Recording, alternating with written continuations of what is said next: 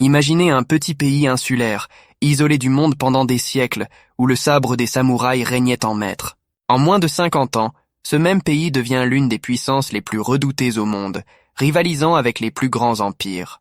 Mais comment le Japon, un pays aux ressources limitées, a-t-il réussi cet exploit? Aujourd'hui, plongeons ensemble dans l'épopée fascinante du Japon vers le statut de puissance mondiale. Avant de parler de l'ascension fulgurante du Japon, retournons un peu en arrière. Jusqu'à la moitié du 19e siècle, le Japon vivait dans une paix relative sous le régime des Tokugawa. Pendant près de 250 ans, le pays a adopté une politique d'isolement strict, le sakoku. Aucune interaction avec l'étranger, sauf quelques rares échanges avec la Chine, la Corée et les Néerlandais à Nagasaki. Mais cet isolement avait ses limites.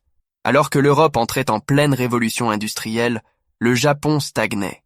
Ses techniques militaires étaient désuètes, et son économie restait largement féodale. Et puis, tout bascule en 1853. Les navires noirs du commodore américain Matthew Perry apparaissent dans la baie d'Edo avec un message clair. Le Japon doit s'ouvrir au commerce ou faire face à une intervention militaire. Face à cette menace, le Japon n'a pas cédé à la panique. En 1868, une révolution interne renverse le shogunat Tokugawa. C'est le début de l'ère Meiji, une période qui va tout changer. L'empereur Meiji, bien qu'étant une figure symbolique, devient le visage d'un programme de réforme sans précédent. Le mot d'ordre, modernisation. Le Japon envoie ses élites étudier en Europe et aux États-Unis, puis ramène les meilleures idées. Éducation moderne, chemin de fer, industrie lourde et une armée structurée à la prussienne. En moins de 20 ans, le Japon passe d'une économie agricole à une véritable puissance industrielle. Mais moderniser le pays n'était qu'une partie du plan. Le Japon avait un objectif clair, être respecté par les grandes puissances occidentales. Dans les décennies qui suivent, le Japon prouve que sa modernisation n'est pas qu'un feu de paille. En 1895, il remporte la guerre sino-japonaise contre la Chine, un choc pour le monde entier.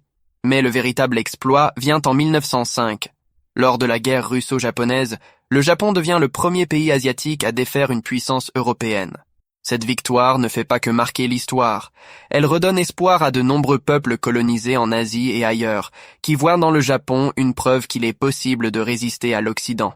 Cependant, cette ascension fulgurante avait un coût. Le Japon, dépourvu de ressources naturelles, devait compter sur des importations massives pour soutenir son industrie. C'est ainsi qu'il commence à envisager l'expansion territoriale comme une nécessité.